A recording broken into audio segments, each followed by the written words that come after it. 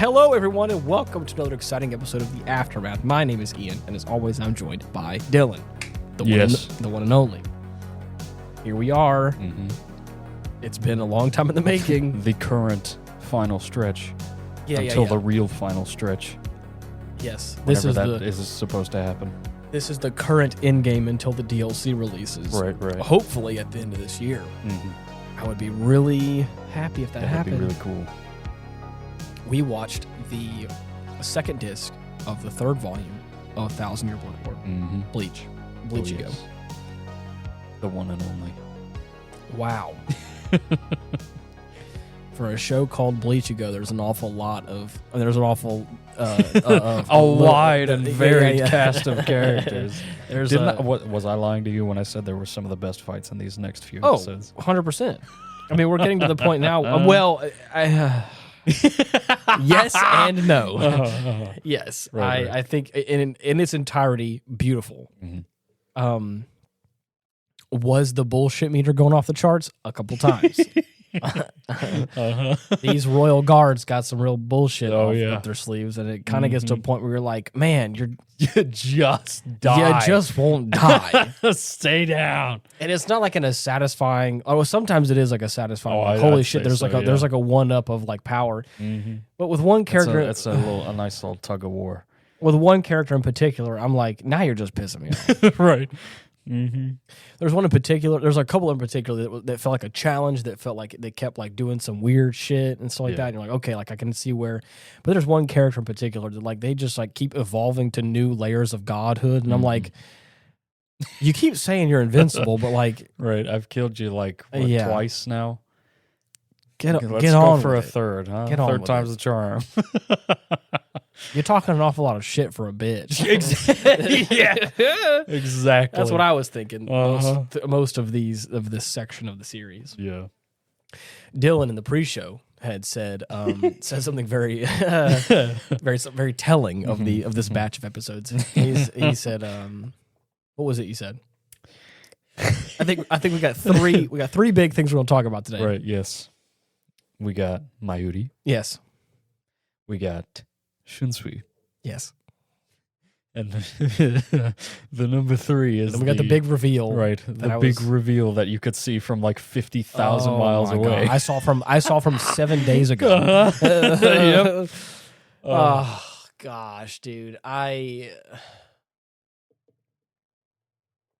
want to save Uryu for last? Yeah, the only thing I want to say is we called. I mean, I called it. Yeah. We called it. I called it. I knew it was going to happen, and I was like, "Son of a bitch, please don't." Yeah. Now, I will say, there is a reason. Yes. That he did all that bullshit. Yes. It was still bullshit. He has a lot of bullshit, but it was well-founded bullshit. I think also there's a steaming pile on a gold-plated platter. Oh man, there was like a little bit. There was a little bit of like, we got a little bit of clarification on a couple of the killings that he's done towards his friends, right? Quote unquote. Yeah. So it was not like he didn't actually kill them. Right. Just made it look as convincing as possible, which is cool. Mm-hmm. I will give it that. He didn't actually kill his friends. That was a big thing I was talking about last week. Right. I was like, if you're going to go if you straight up like kill one of your friends for this and they're not in on it, that's... It's hard to forgive a little bit. There's not really much coming back from that.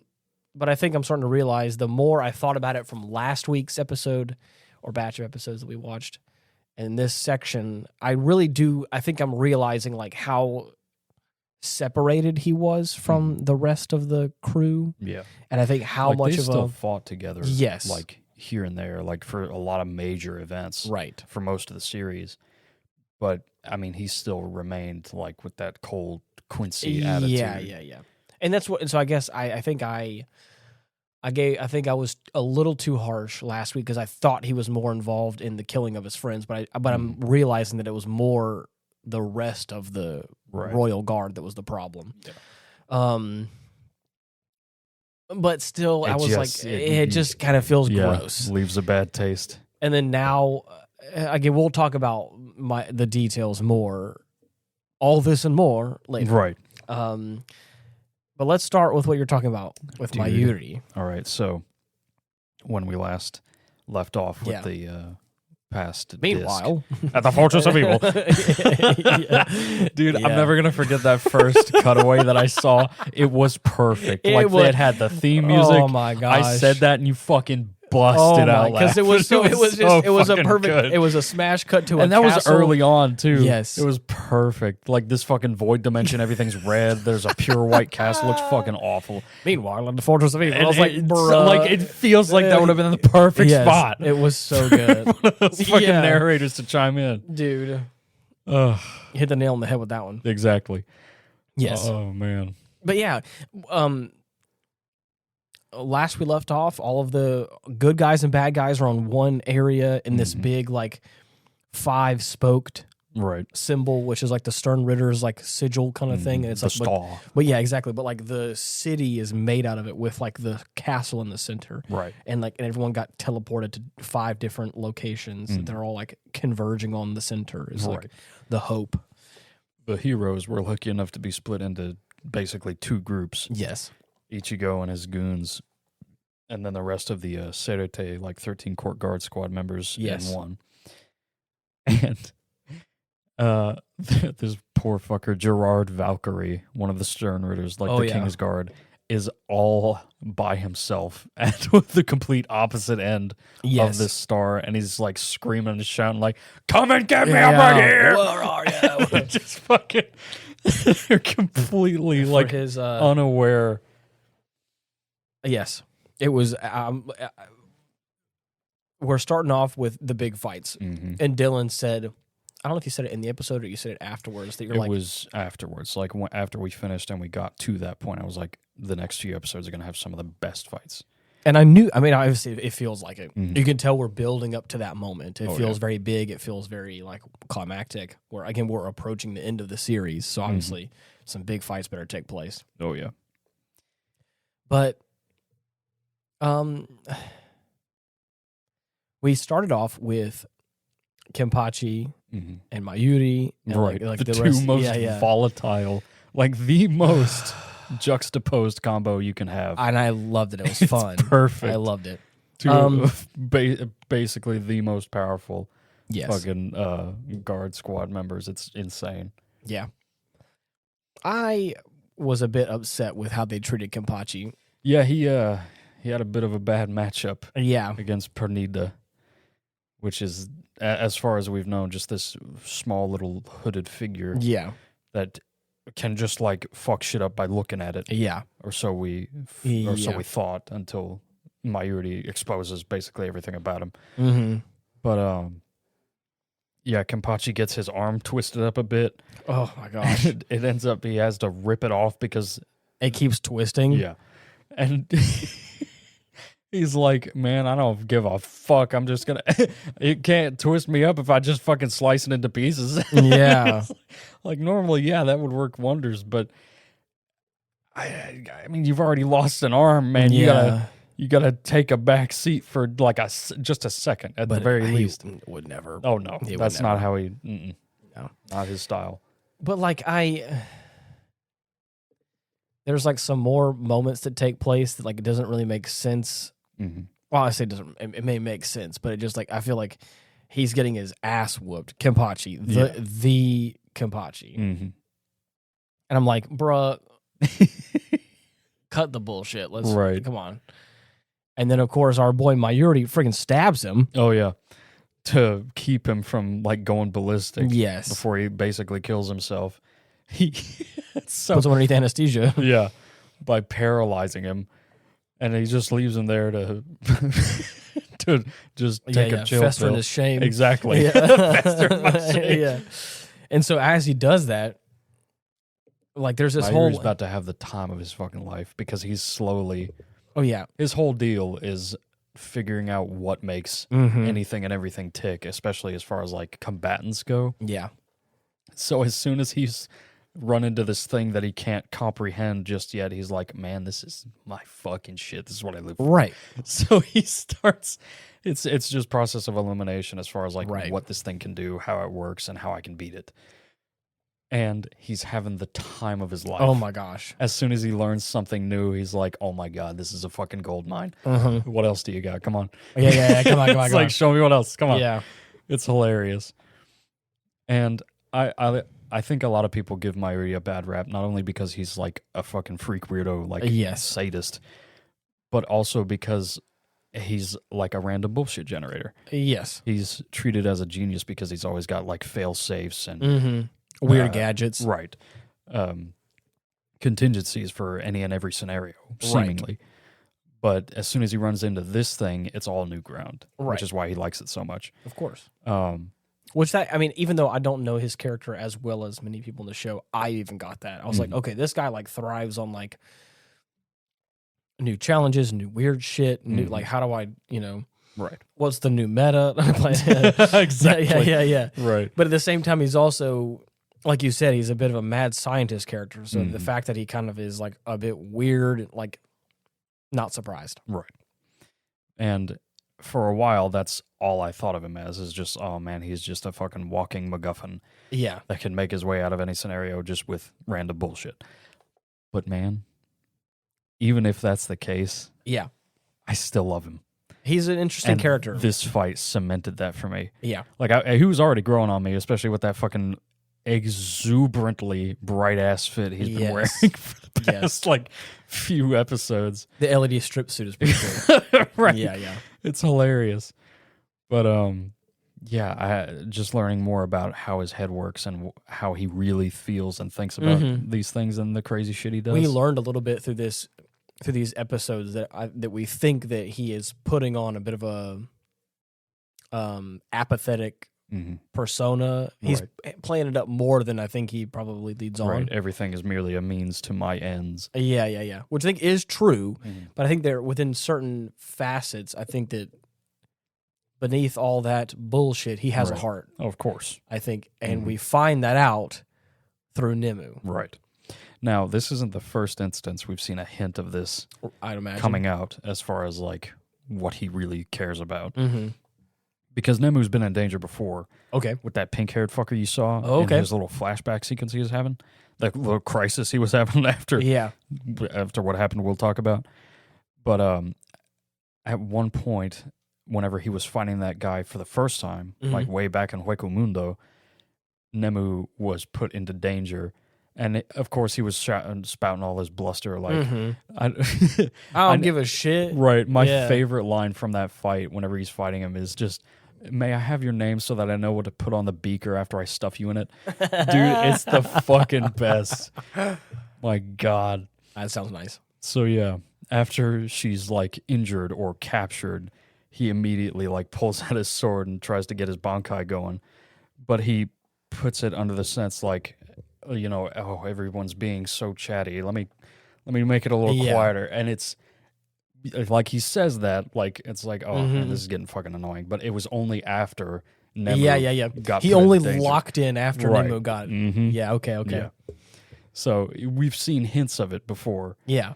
And especially with his whole perfection speech that he has to that fucker. Yeah. After he pumps him full of fent. Yeah. And then stabs him over the course of like a fucking century. Yeah. That's so funny. Yeah, dude. That was one of the coldest fucking kills in the whole show. Okay. So yeah, we've got a decent grasp on how his head works, but man, this really just fucking drove it home. I bet. Because he's been going back and forth with this, what we now know to be the left hand of the Soul King. Yes. That the Quincy's have just been fucking around with. So yeah. Right. And then later on in this batch of episodes, we also get the fact that like not all of the Stern Ritters were like given the power. Right. They by had it. Yuhabaha. They kind of like they had were just already that strong and had those abilities. Which is like, which we'll get there as well. Right. But this is one of those characters. Right. So, as the fight progresses, we find out that this thing mainly attacks by using its nerves to infiltrate and then control whatever being it happens to come in contact with. Not only people, but also like the environment. It basically turns the entire like city block that they're stuck fighting in into basically a minefield. Yeah, exactly. Yeah. Because if this thing even touches you once, like even a little sliver, that's enough for it to just have free reign to infect your body with its feelings and just turn you into a fucking meatball. Yeah. It's crazy. Grind you up. Mm-hmm. So already he's busting out the fucking hover boots. Yeah. that his bullshit generators. Right, synthesized from the Quincy's.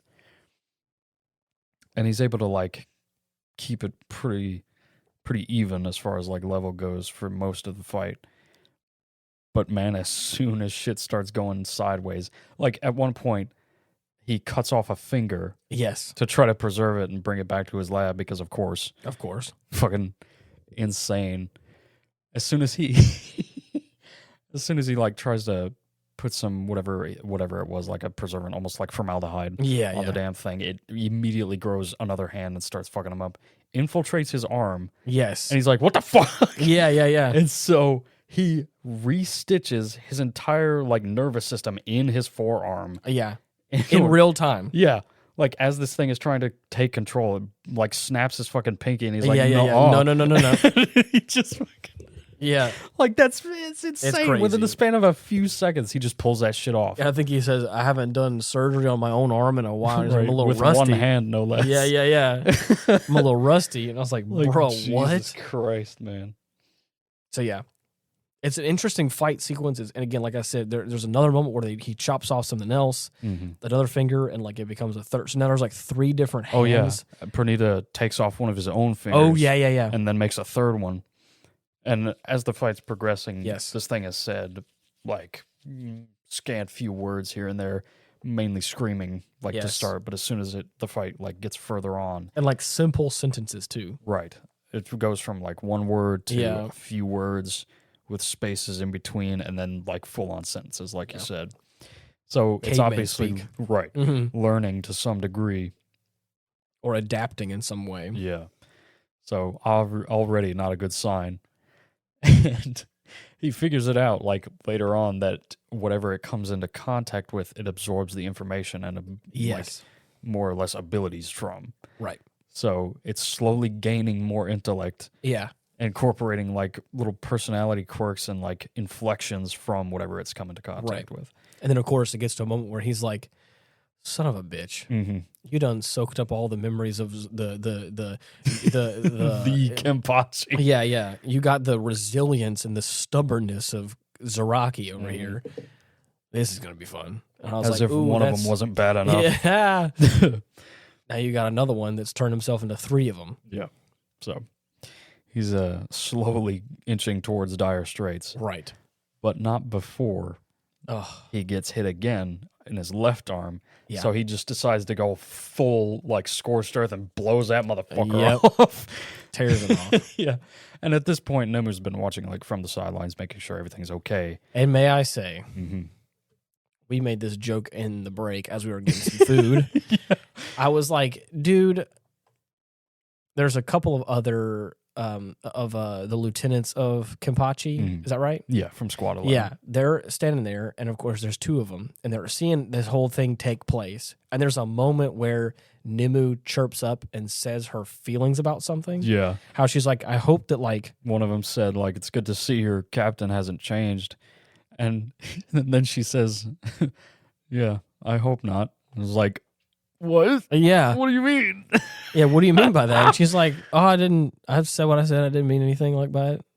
And at that moment, I was like, nuh-uh. Well, no. Yeah. Wait a minute. The person that has little to say, that, like, shows their emotion very little, the second you start, like, getting a bit worried. Ever acts under orders. Yeah. Even the smallest things. Agreed. She's ordered to keep still at all times. She's ordered not to speak unless commanded to. Right. Not to do anything unless Mayuri says so, basically. Yeah. And as soon as she starts, like, not chiming in, doing that, it's like, yeah, who the fuck are you? Yeah. Well, like, not in a bad way, right? But like, but it's that moment where she was like, "Oh no, I didn't mean anything by it." I said that. I said, "Bullshit." No, you didn't. I don't know. No. Not the stoic, I'm not going to say nothing kind of person. All of a sudden, be acting a little bit worried. Now I'm scared. Yeah. Don't. Dangerous. Yeah. Don't be chiming in now. Right. Anyways, so I'm saying that because, again, that conversation took place a little bit earlier, and so now we're getting to a point where, like, Mayuri has, like, ripped off his arm and is like in about to be in a dangerous situation. Yeah. This is already after he's activated his Bankai, too. Yes. Summoned a giant golden baby. Oh, my gosh. That, for a moment, ate all 3 of these limbs. Yes. and they fought their way out of it. Yeah. So, that's one ace up his sleeve he doesn't have anymore. Right. Or at least he knows won't be effective. Mm-hmm. So, he's pretty much at the end of his rope, flying through the air, about to be pierced by these nerve endings. Yes. But not before.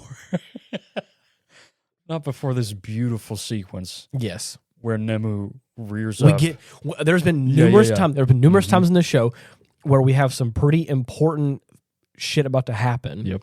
And then we get flashbacks to the character. This has happened throughout from the very beginning of the Thousand Year Blood War. There's been these moments where like these important characters have these interactions or this like near death experiences, and then we'll get flashback sequences where they start like how their relationship has developed, what are their familial ties, what curses are brought about them, right? What's the guy who's the right hand of the Soul King? What was his name? I forgot. That we got his whole last episode of this podcast, last batch of episodes. Yukitake.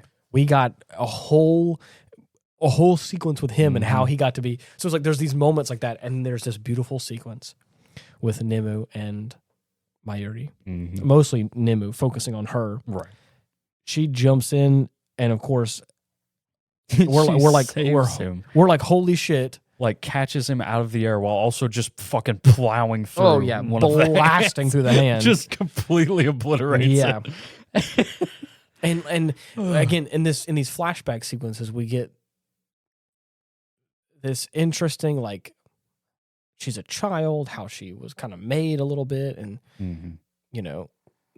that kind of stuff. Right. And then, of course, as we flash forward back to the present, there's like a Mayuri kind of gets like pissed off, and he's like, "I didn't tell you to do that." Right. What the fuck were you thinking? And he's like, with what power did you do this? And she was like, the power that you've been giving me, dude. I've been charging it up. He's like, are you saying you've learn something without my teaching you? Yeah. And at that point, he's like, again, I think he's coming across as a bit but upset. On the inside, the motherfucker is jumping for joy. Oh, he's like, oh my God. He's like, this is it. My God, I've done it. This is it. My creation. Right. My baby.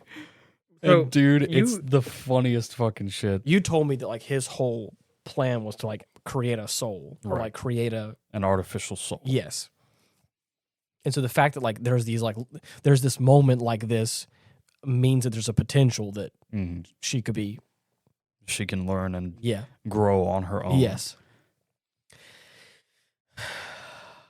And then like he has this moment where he chimes in and like I think he kind of I don't want to say praises her, but kind of like is a bit I think proud in his own way. For sure.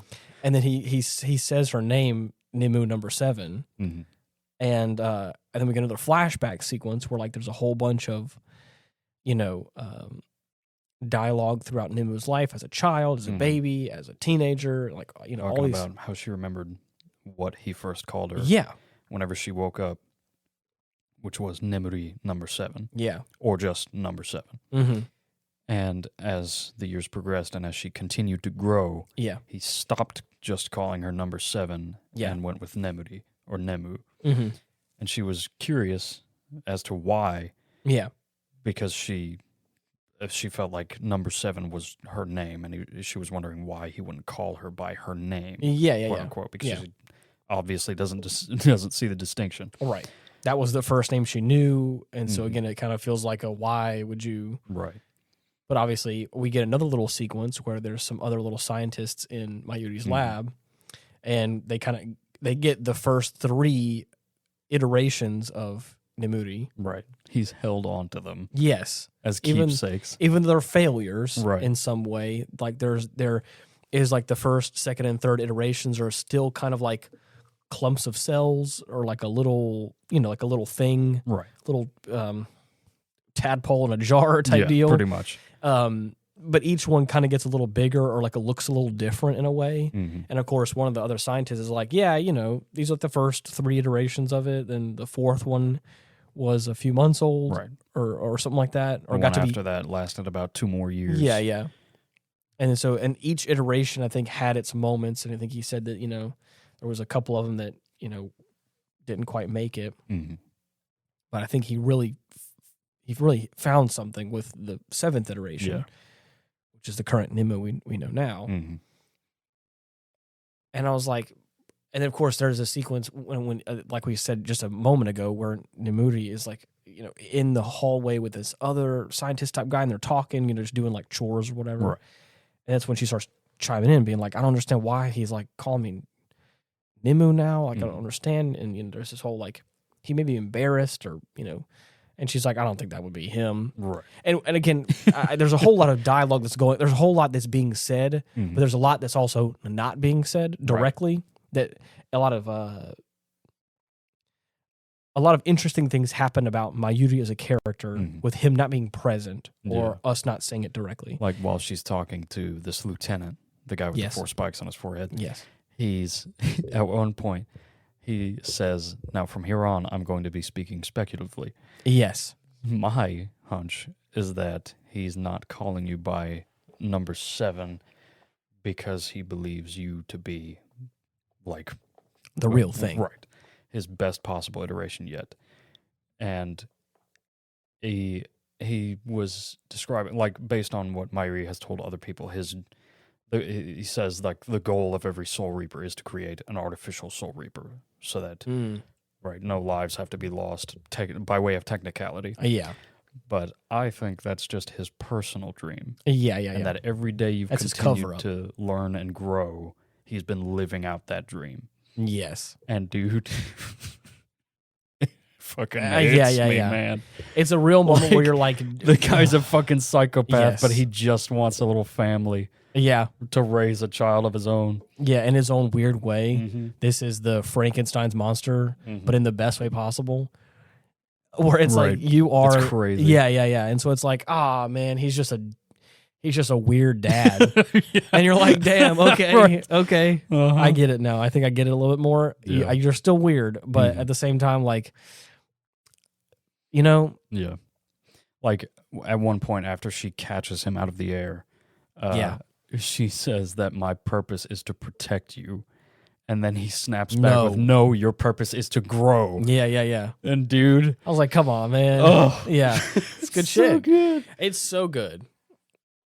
Again, I don't know this character, Mayuri, very well, except for what I've seen so far. In clips that you've shown me. Yeah. So he's definitely been like he's been a weird looking character. Yeah. He's very avant-garde. Like it's just, he's an amalgamation he's had plenty of looks, all of them crazy. Yeah. But also like really cool. He looks alien. Like, I don't know, is he a human? Is he I don't understand where he comes from. Yeah, I mean, he's just a Soul Reaper. Okay. Just a really weird looking one. Okay. Right. Anyways, like, again, he goes through stages of metamorphosis where he's right. He just has different face colorings and shapes and horns and hats and clothes. It's just, anyways. So flavor of the week. Yeah. During the fight sequence, his LED suit blew up. Yeah. And now he's in explosive reactive armor. Exactly. And now he's in like just regular Soul Reaper robes. But he's got like a weird shaped head. Yeah. He's got like tubes and shit on him or something. It's like, all right. The triple mohawk. Yeah, the triple mohawk with the tubes for ears.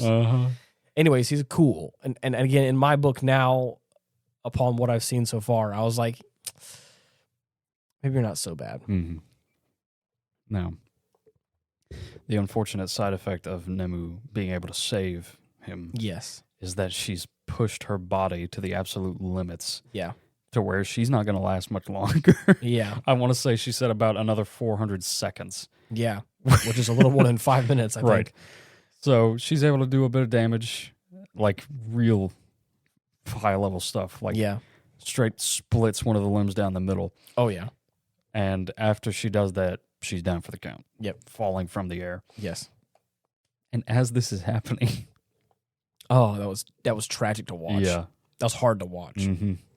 The arm reconstitutes. Yes. Because of course it does. Of course. And she is bullshit activated. Torn to pieces. Exploded right in front of him. And I was like, oh my God. And he's devastated. Yeah. I mean, I understand why. Mm-hmm. Yeah. This whole sequence we got, this whole beautiful moment where you're like, wow, I think I really get it. After having realized your dream, your entire life's work leading up to this moment. Yes. That this being your magnum opus, your big achievement is now torn to shreds right in front of you. He falls apart. Especially after realizing that she has the ability to learn her, like to grow and learn herself, and to like kind of have a mind of her own in some way, not just a puppet on strings. Right, evolve to be this new thing. I don't even. Yeah, it's hard. He's devastated. Yeah, he falls apart for the next first minute. time. Yeah, and as we see him just on his knees, on the ground. He fucking. We get this. First of all, I love what you said something very funny. I'm not going to repeat it on the record, but I will definitely. It's very funny because you said something, and you said it with you paused for the first time. You paused the show and you said, "Okay, this." And then what you said, I would, you said it, and you said it with such confidence. I was like, my God, Dylan. I fucking hate that bastard so much. Yeah. Oh my God. It's one of the fucking pink-haired, what is it? I don't know. One of the Espadas from Hueco Mundo. Yeah. That were causing a ruckus a while back. Right. He went up against this motherfucker before. Yeah. Killed him. And he is talking mad shit. Oh, yeah. Hyping it He up. presented himself in the most, pseudo-intellectual, I'm the perfect being. You can't do anything that can kill me in any meaningful way. I'll just come back. Right. And that's when Mayuri puts him in his place, gives him a shitload of drugs, makes his perception of time slow down to a crawl, and just puts his fucking sword through him, and then walks away, and that's it. So that was like an instant for him, of course. Yeah. But for this fucking Espada, he's just sitting there for thousands of years watching this sword slowly first go through his hand and then into his chest through his heart. Wow. Yeah. Torturous. Holy shit. Yeah. So, needless to say, the shit he said and did kind of stuck with Mayuri. Yeah. After that point. He still was able to beat him and all that. But yeah. It wasn't. But it sticks with you a little bit. Oh yeah. So especially because apparently that was the person that he had his perfection monologue with. Yes. I haven't heard it all in its entirety. Oh, it's so but apparently it's very popular on the internet. Oh yeah. Mayuri's perfection monologue apparently is a big thing that he talks about a lot. It's one of the biggest fucking giveaways for how he feels about everything. Okay. Yeah. That's why I say it's one of the examples as far as what happened in these episodes is concerned. Right. Well, so he's sitting there and he's talking mad shit about oh, Mr. Perfection. Right. Blah, blah, Don't blah, blah, tell blah. me you feel sorry. Yeah. That you're actually sad that your little that pet you're project devastated died. about your little. Right. Yeah. What was it you said to me? There's no such thing as perfection. Mm-hmm. You mean to tell me you actually believe that thing was starting to be perfect? Mm-hmm. That it was your magnum opus, mm-hmm. everything you hoped to achieve? You should be thanking that fucking monster for destroying her because now your work can be approved upon. It's the worst. Oh gosh. there's moments in media where you can have the hero get beat down and have the villain really just talk mad shit. Mm-hmm. I mean absolutely bullying you. Oh yeah. With words like that really hurt and really cut deep, and it does. Mm-hmm. And that's that moment where all the world goes black, and you just have your big bully sitting there going, "Oh, you should be thanking him for killing her." And talking mad shit. Oh yeah.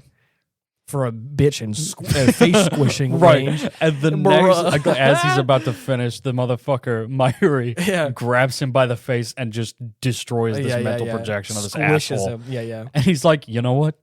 You're right. Yep. That's I can't believe it took a fucking idiot like you to remind me why I do what I do. Yeah. So, and he's back to his senses. Go ahead. Yeah. Go ahead, take whatever you want. Come back over here. Come back over here and feast on the remain. What did he say? Feast on her remains until not a scrap of skin is left. Oh God, dude! I was like, excuse me. Oh yeah, no, but there it is. Oh yeah, There it is. There it is. The facade is back. Yeah. And he's like, but I'm taking her fucking brain. Yeah. Back with her me. Cerebellum's mind. Yeah, that's my fucking daughter. He takes it off of his tongue. Yeah. And I was like, ooh. Yeah. Okay. And he's holding her brain. Mm-hmm.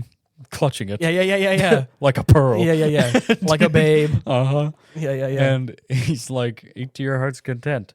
Just, make sure you do it quick or else you won't live long enough to enjoy it. Yeah. And this is what I'm talking about. Yep. Got a contingency for every scenario. Yep. Nemu had an organ built in that if ingested without her brain would immediately just go off the rails and like super cancer. Exactly. It would just it would continue to expand and reproduce and and expand the evolution cell production or whatever it was, and it just so he basically destroys this fucking thing from the inside out. Yeah. And that's pretty much it. Yep. For Perdita. And it's gruesome. Oh yeah. My man is like gore everywhere. And I mean it just turns into like a big blob of, orbs and it gets bad. Explodes. Yeah. So and then of she course got her hits in and then threw in the fucking sucker punch posthumously. Exactly. And I love how he starts walking away and his feet are all his ankles start getting twisted. He doesn't say anything or scream or anything. He just falls on the ground. He's like, oh shit. Oh yeah. Okay, cool. Well, I guess this is where we're at now. Yep. And then of course the other Squad 11 lieutenants come up and pick him up. He's just like, you haven't fucking ran yet, you idiots. He's like, actually, you know what? Kudos to you guys for not intervening in the fight. Right. I appreciate it. I got to give you that much, I suppose. Yeah. So I was like, all right. Yeah. So they end up one arm on each shoulder, and they end up dragging him out. He tells him where these rejuvenation pods are that he brought with him. I'm assuming at some point after they walked through the gate. Right. And he's got the two people in there that got turned into zombies. Right. He's One got was the ice guy. Yeah, I can't remember his name, which is insane. My sister's gonna kill me. But Hitsugaya. Okay. Yeah, Captain Hitsugaya. Yeah. So he's back and alive for real this time. Along with his lieutenant. So thankfully they're back in the mix. Yeah. Shit's going to be on the up and up for a minute as soon as I get back in the fight. Right. So he gets into this pod with Nemu's brain. Yeah. And says, you can put Zaraki in the other one if you want. Yeah, if you want. And I was like, what? Yeah. Like, sure. Appreciate it, boss. Okay. Now, a lot of the captains, here and there, have not been on good terms. Obviously, Mayuri and Zaraki being one of the pairs. But, man, the fact that he's even allowing him to be put into this pod, with no strings attached, is already fucking miraculous. Yeah. Compared to how he treats everyone else. But, they give him a nice formal bow of gratitude. Yeah. They close the pods, and before Mayuri's is closed, they stand there and they kneel before him and they say, "Thank you so much for everything you've done for saving our captain." And everything. And I love how you stand there, brain in hand. And he goes, "I'm being thanked an awful lot today." This is fucking unpleasant. Yeah, this is unpleasant. Right. I don't like it. And I was like, "Damn, dude." And then the pod closes and it gets filled with this liquid, and he starts. I forgot what he said verbatim. He starts celebrating the fact that he was able to create an artificial soul with the capacity to learn and grow. Yeah. And that he's finally surpassed Urahara. Yeah. The guy with the boonie hat. Yeah. He's like, I can't see the look on your face right now, the fact that I'm able to survive right now is going to make it all the better. Yeah. Once I do. And then there's this moment where in his liminal fluid space, and he's in Mayuri is sitting there floating. Yeah, starts to drift off. Yeah, there's a new version of, or at least what I'm assuming is a new version of Nemu who's floating down to him, and it's like, oh man, this is gonna be so sick. Yep. So yeah, easily one of my favorite characters. This whole sequence has been such a cool beginning to the show, like to this like batch of episodes. Oh yeah, and it's been super cool. Now let's get on to some bullshit. I love Shinji. Oh yes, he's one of the best. God, he's so cool, man. I want to just talk about in this sequence we're about to talk about. There are these interstitials we're talking about of these flashbacks and his story. I want to talk about first and foremost. Yeah. I again, as with most characters, I don't know the 400 episodes of media that lead up to what we're watching right now. But his background, his older brother was married to this woman, and they had a child together, and a daughter together, and there's a curse on the wife's family, and so the wife's family was what he called matrilineal. Yes, which means only women are born from that line. Yeah. Now, the unfortunate side effect of this family, the supposed curse, is that anyone who marries into this family, the spouses of these women will die fairly early. Yeah. Now, of course, she waves it off like, oh, it's just a silly superstition. Yes. But then it fucking happens. Yeah. And Shinjui's older brother passes on. Mm-hmm. And there's these little trinkets, like there's these little like hairpins that the husband and wife share between each other. Right. And of course, Shinjui's there to like witness that all taking place. And then as the fight, continues on, we get more background that one of his lieutenants? Or that would be one of his lieutenants. One of his lieutenants is actually his niece, and that comes out later. And I think she has always known. He, I don't think, was underneath the impression that she's always known about the like secret sword that he's holding onto. Wanting, understandably, to keep it under wraps for as long as possible. So, anyways, there's this beautiful like family tie relation, and even she, the niece, looks an awful lot like her mother. So it's like, okay, there's this cool like. Anyway, so it's also like.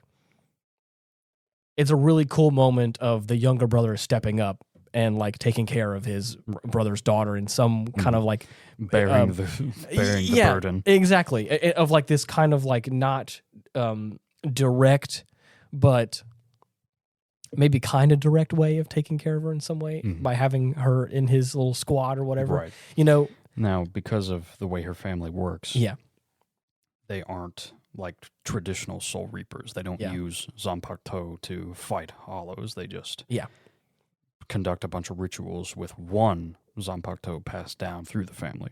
Mm-hmm. Now, a sword with no blade. Exactly. How cool. Now, before she went back to her family after his brother passed, she decided to leave this Zanpakuto with him. Yeah. So that whenever the time came, her daughter would be able to make use of it, if at all. Now, she had no idea this happened. Like, she eavesdropped, like when she was a little lass. Yes. And heard her mother give whatever this important heirloom was to this man. Right.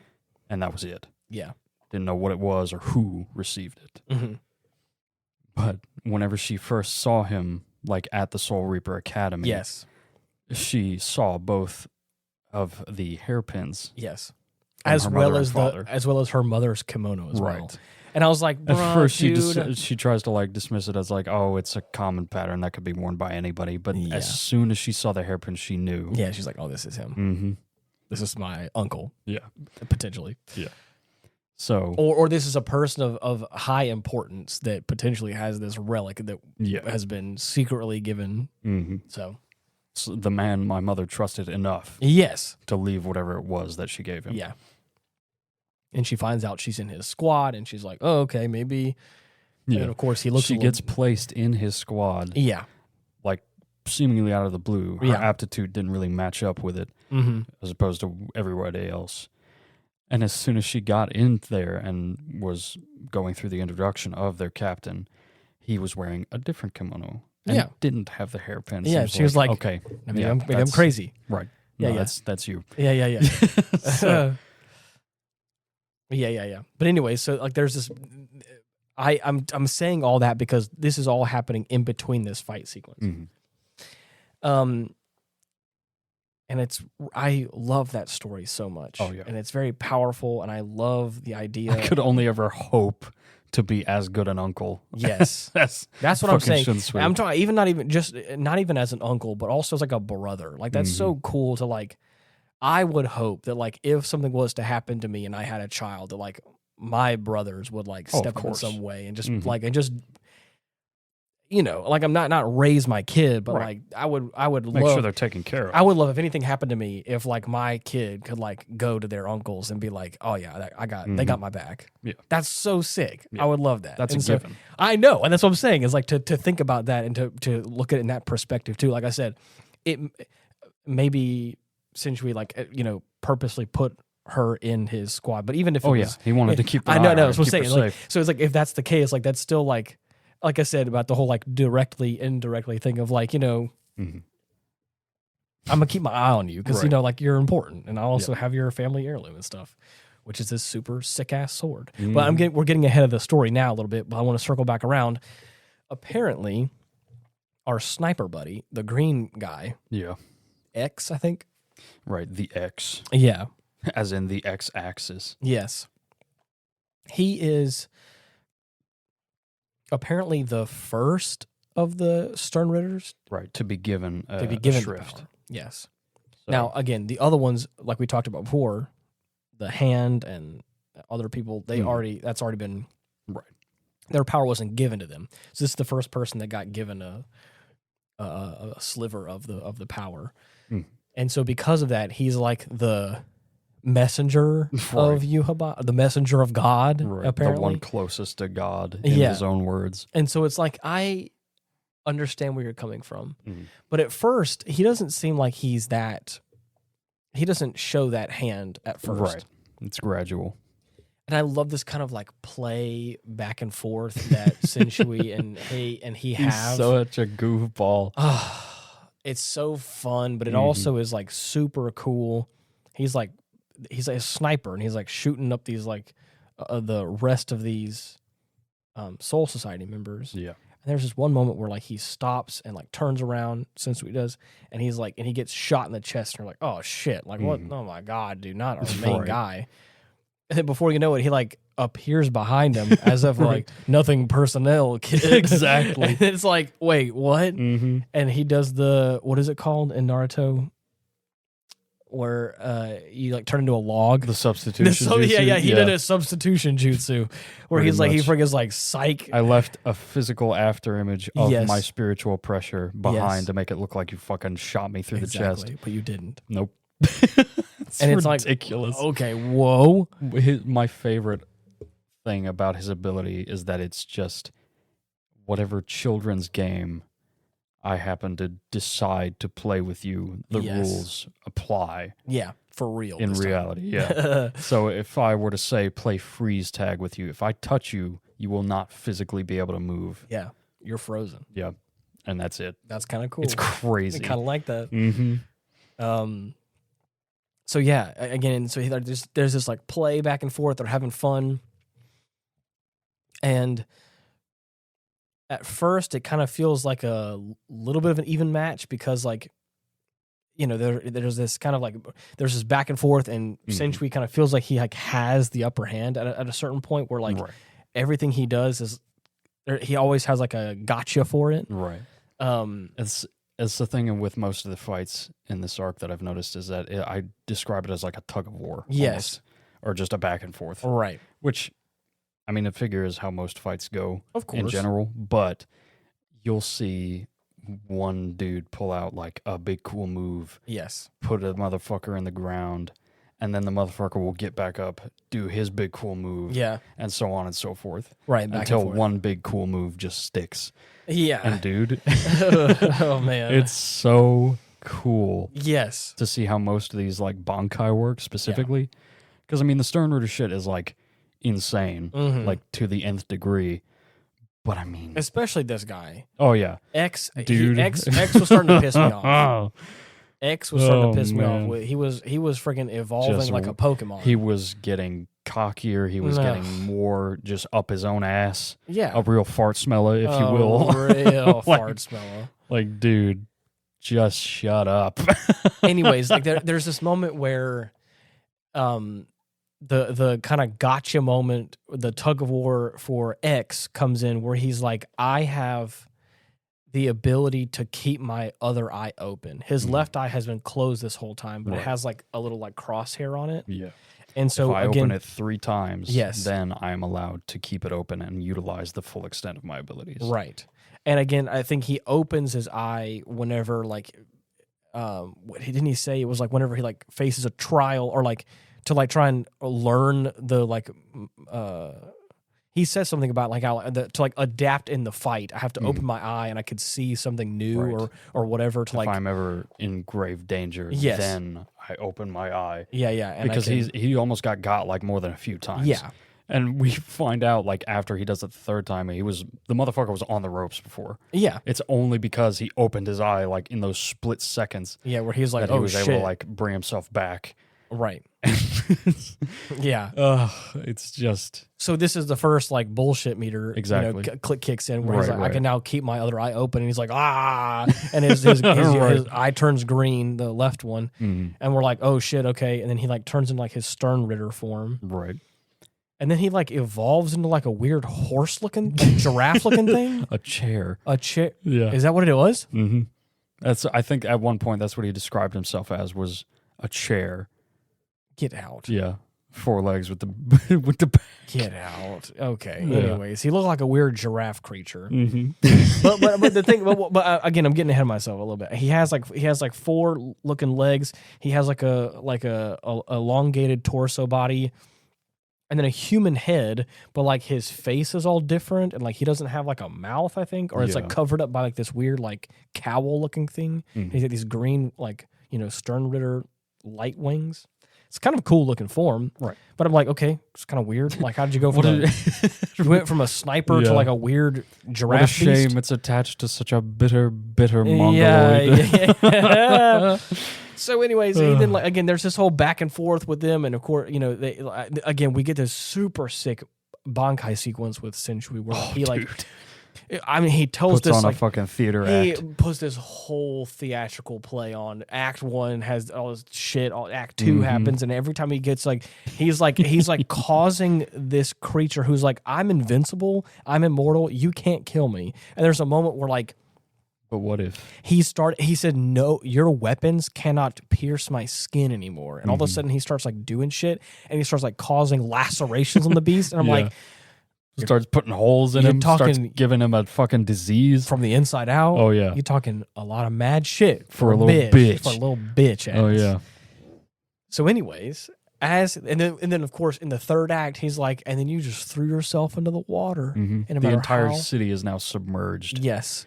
And he's like, and no matter how hard you try, you can't get to the surface. And of course, the character who's like, I'm immortal, you can't kill me, is like flapping his wings. He's like paying. Like, what the fuck? Yeah. He's like trying his best. He's like, no matter how hard I swim to the surface, it just keeps getting farther away. And I was like, you're cooked, buddy. Oh, yeah. Oh, you're so cooked. And I was like, bruh. And then, of course, eventually he gives up and he just like floats down to the bottom.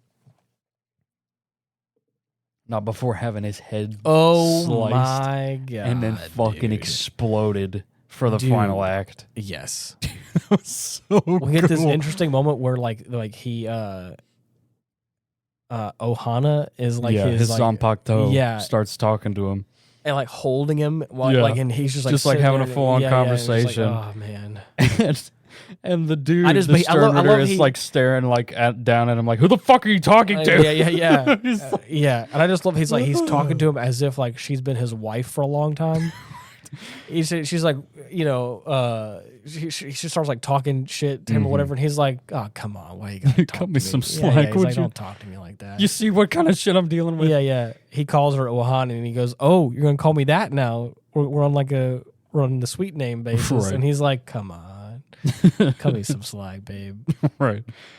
And then of course, I think at a certain point, he's gonna say he loves her. He says like I don't know, maybe not love, but like he's gonna say like he said I, and then he was gonna say something to her in some capacity, and then of course bullshit meter times two. Fucking struck through the chest with a beam. Oh, gosh. And another hole. Yikes. People are pincushions in this fucking series, man. It's insane. And it's like symmetrical holes always. Oh, yeah. Completely perfect circles. Anyways, this creature starts swimming up from the depths and grows a new chicken head. Mm-hmm. And I'm like, or owl bulbous, head. Like disgusting protruding neck. And now it's like you look like a chair with wings with a serpent neck and a chicken head. Disembodied arms that are way too long. Yeah, and I'm like, I don't... What are you? Freak. And again, he's talking some mad shit. And there's a moment where like even like, and I would give kudos to Sensui because like he, even though he is like he's got holes riddled inside him, he's still moving like a champ for someone who's like losing blood. He even says as much like I run pretty fast for a guy who's this injured. Yeah, and it's true. I give him that. He's doing a pretty good job. Yeah. So, anyways, his lieutenant comes and wakes him up from like a little slumber he had, and this is the whole sequence we're talking about, where like she ends up getting the family blade, family blade, the bladeless sword, which I'm like, bro, I'm not gonna lie, mirror blade. That's so cool. It's so rad. What an interesting, weird concept, and I love it. The sword with no blade, and I was like, what is this thing gonna look like? And it's like this, like bracketed piece of like mirror or whatever, super sick. So, anyways, 3 diamonds of glass in the middle, bruh. It's so good. And so anyways, she like steps up to the plate and is like, I'm gonna try my hand at this. And I'm like, oh buddy, this is not gonna go well.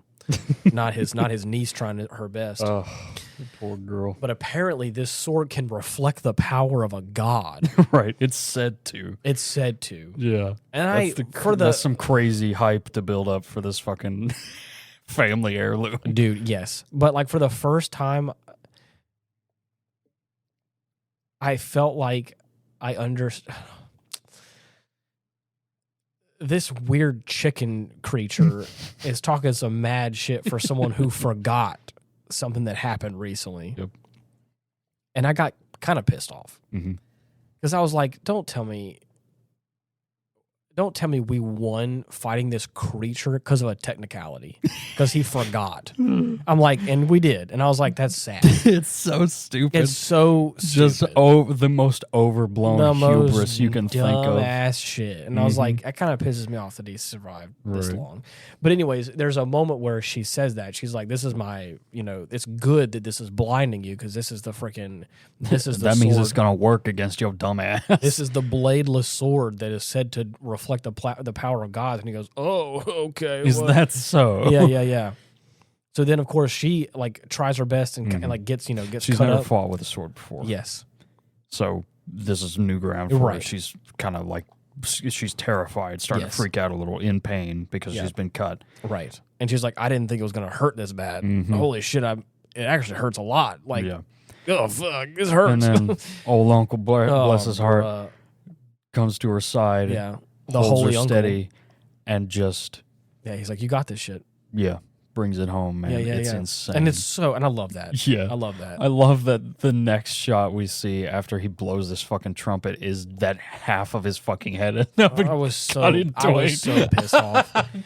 I was so pissed off that he does his final big move, and it's not even like it is kind of cool, but it's like this weird sounding trumpet. Yeah.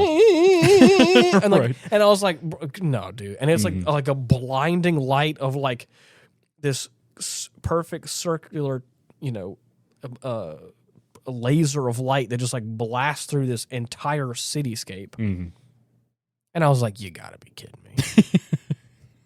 And then sure enough, we see this little divot of a building they were standing on top of, completely unscathed. Yeah. And there they are, just standing. Yep. After he's been fucking obliterated. The wide way. Oh, yeah. The wide way. And then they do that. He sits there like you said a second ago. Half of his face is missing. He goes, what the oh, right. Yeah. And then he says, I forgot you said it reflect the power of a god. And I was like, oopsies. You dumbass bitch. Yep. I was like, you mean to tell me I went through all this shit? He believed his own hype too much. What a loser. was like, oh my God, dude. I was kind of pissed about that. But I was like, it's okay. At least he's gone now, apparently. Yeah. But then he had like little minions pop up later. His little feathers that came off after he fucking exploded. Yeah. Are apparently residual. Yeah. And that they can grow into like those fucking bird beasts that he was. Bruh. It got to a point where all of a sudden I saw his dumbass mug pop up again. And I was like, so help me God. This dumbass bitch better be dead. Holy shit. I was so pissed. It's just the death throes. Yeah, exactly. He'll be gone soon enough.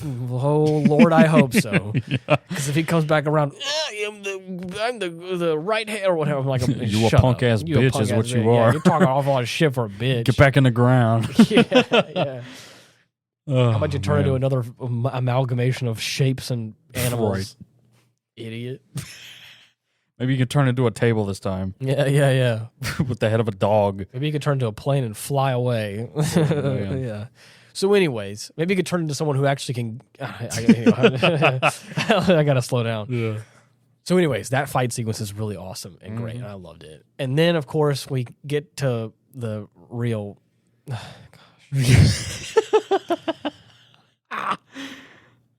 So apparently, while Yhwach is asleep... trying to merge the dimensions together. Right. He leaves his power of the Almighty. Yes. With Hashvald. Yes. Which is he's been the blonde-haired lackey from the beginning. His sword-wielding right-hand man.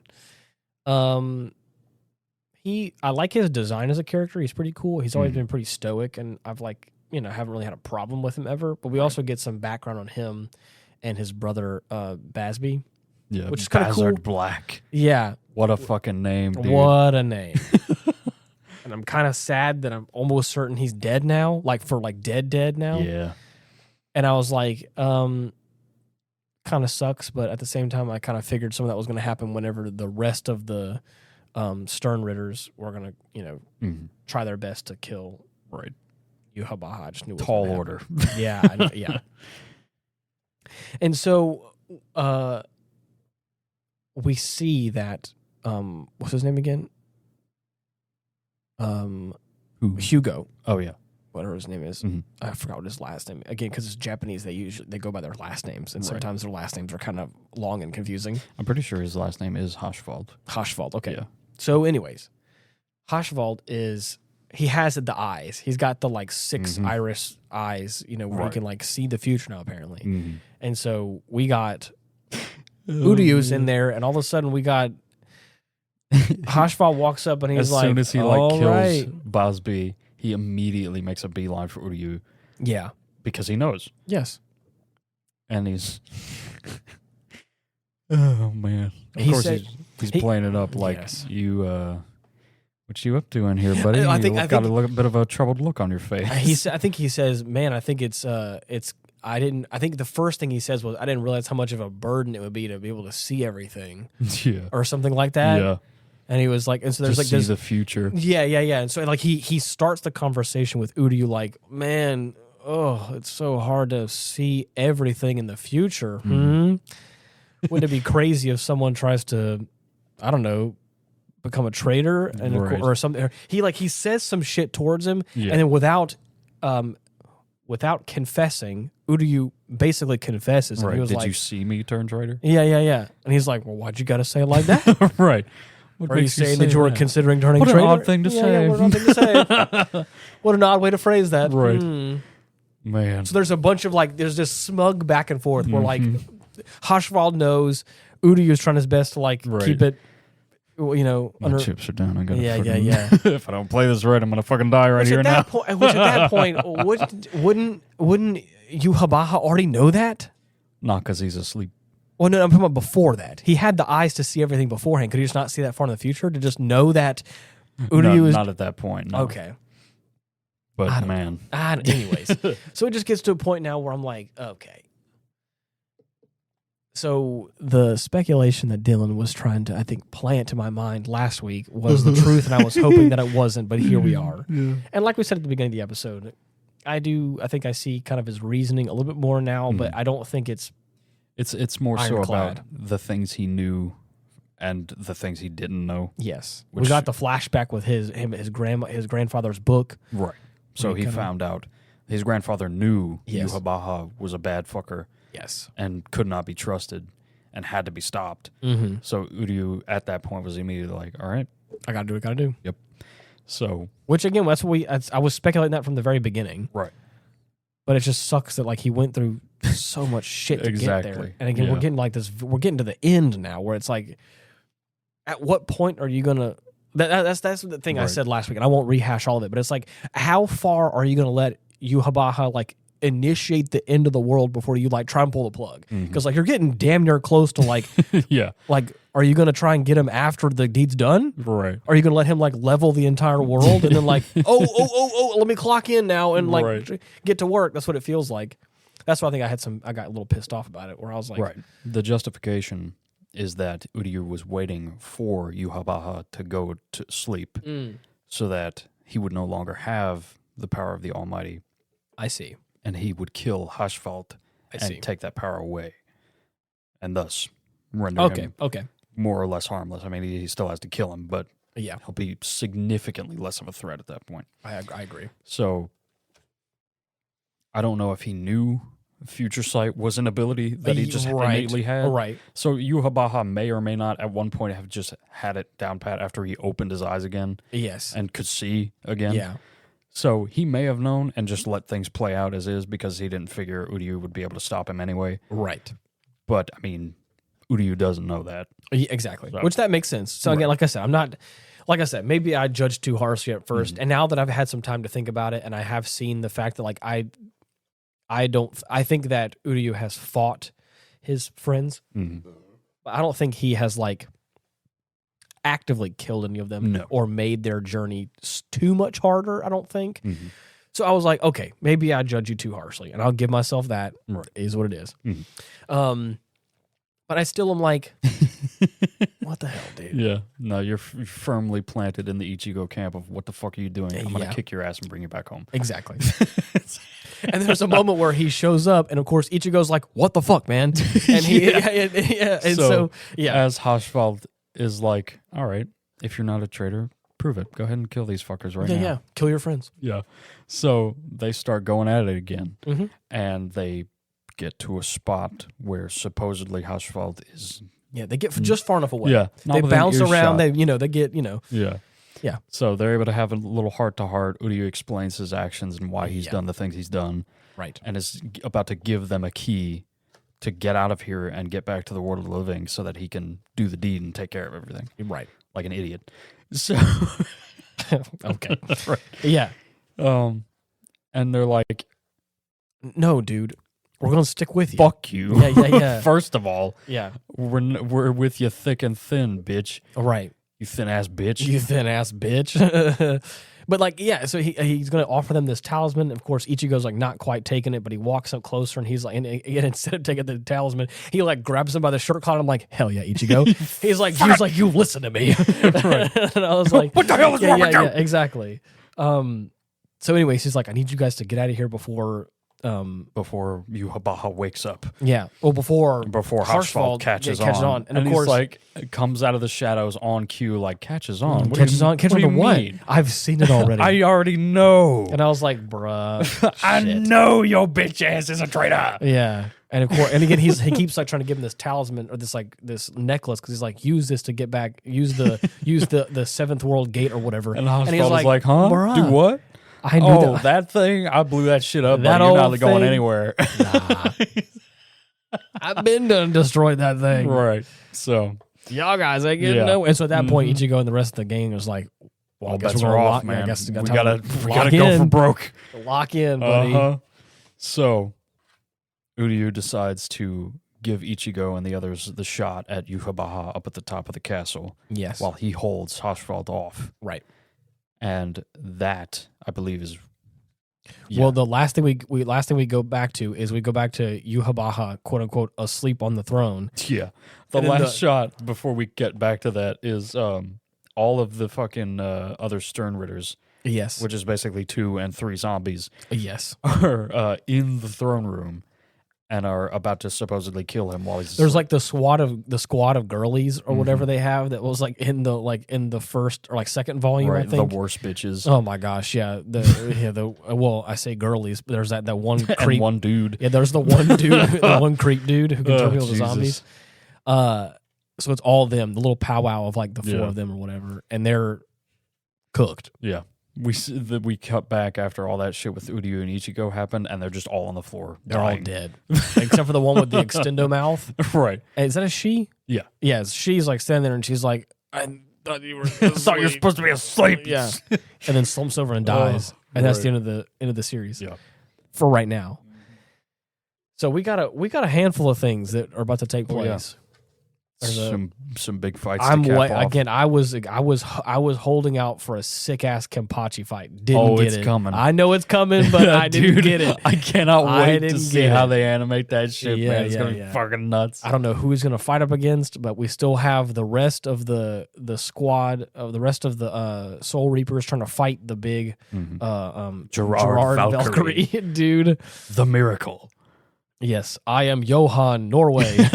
I'm Vlad Viking. Yeah, Vlad Viking. I said I am George America earlier. Anyways, I just love it. Yeah, so we got Gerard Valkyrie. John Jacob Jingleheimer Spitz. Oh man, what's the guy? My name is Paul Bunyan. Yeah, bold, big flank. Yeah. So, anyways, they got him, and he's now a big boy now. He looks like Thor, like the Marvel version of Thor. Yeah, and he's big now. So we still have to fight him. We got Hashfald we have to freaking take care of. Yuha bad guy. Yuha bad guys at large. Aizen's still just chilling out in the chair. Yeah. Fucking Soul Society. We got one of the Reapers that died earlier in the series. Apparently, is now not. He's dead been anymore. Resurrected. Yeah, somehow. He's got stitches in the fucking hole that was made. Yeah, I don't know how that's gonna. Yeah, how that happens. So you'll find out. I'm curious to see what happens to my Yuri and a new Nimue potentially, which is fun. So, anyways, there's a lot still at play here. At first, I was like, we're getting to the end, and I was like, I thought that was like, how are we going to have a fourth volume out of this? I mean, the last time I read it, there was still a fair chunk. I'm not saying nothing super long. Like this is the home stretch. It's almost over. I'm just saying that I think that if I'm not mistaken, each series has had something like 15 episodes. Yeah, and so I was like, bro, how are we going to get? And each section has been like 2 hours, 45 minutes. Just over 2.5. Yeah, so it's like, how are we going to get almost 6 hours worth of stuff still? Yeah. What I'm saying is, like, it just feels like we're, like, right at the end. So I'm, like, I'm curious, like, what that next, like, 6 hours is going to be. They got a shit ton of stuff to wrap up. Oh, I know. That's what I'm like, once we got to the end of this volume, I was like, okay, I see now we still have stuff to get done. So I'm not worried. Trust me, I believe they're gonna have their shit together. Right. But yeah, I don't know when it's gonna release. I'm excited to see when. I hope. So far, when I looked online, I just moved my tab all out the place. Oh no, my bad. Here we go. Got it. It says that the English versions, or again the ones that have released in our regions, was March of 2024, October of 2024, January of 26 was volume 3. So hopefully March to October is 7 months. So maybe by August, September, maybe that'd be kind of sick. That'd be pretty cool. And it could get like an English release, or an American release, right?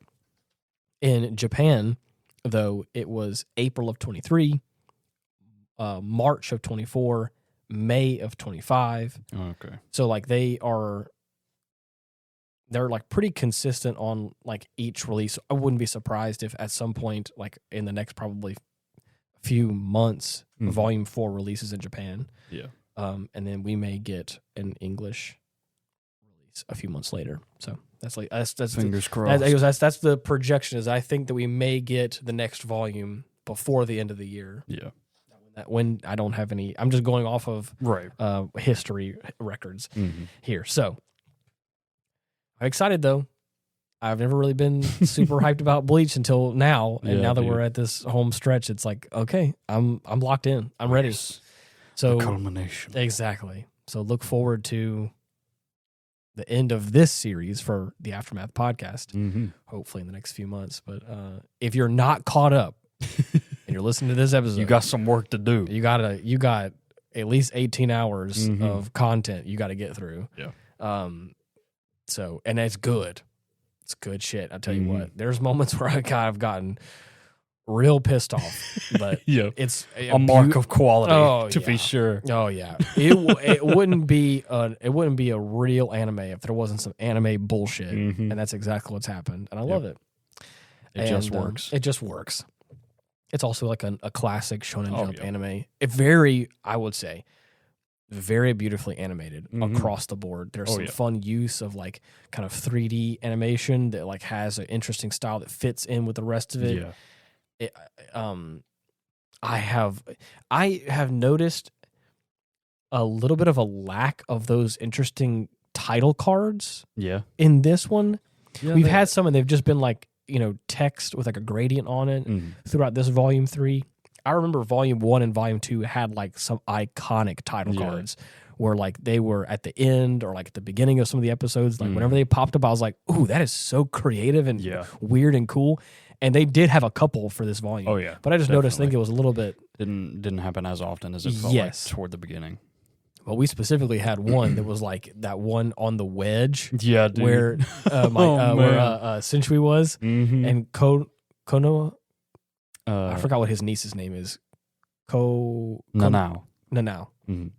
I thought it was Ko something. Anyways, beautiful. It was so super cool. The second it popped up, I was like, there it is. There he is. I love it. This title cards are cool. It's beautiful stuff. A classic Bleach soundtrack as well. The music is great in it, and it comes in at the right times. We're like, oh, this is about to get. Yeah, dude. There was a moment wherever you were like, we're about to finish we're about to get started in this fight. Didn't you hear the theme song chime in? Right, yeah.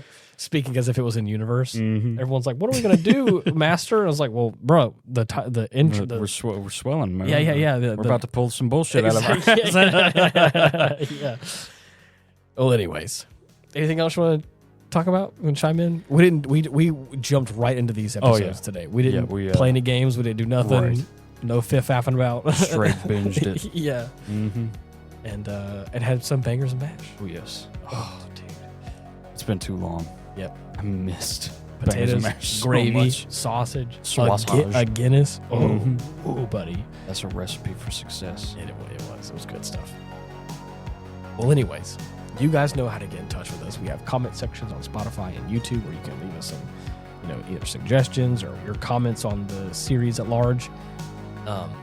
If you want to try and subscribe to the YouTube channel, you go to YouTube and type it at Hindsight Studios, where you can find the channel there. Just let us know what you think. Come talk with us. Yeah. We appreciate it. And until next week, thank you so much for listening. See you. Bye-bye.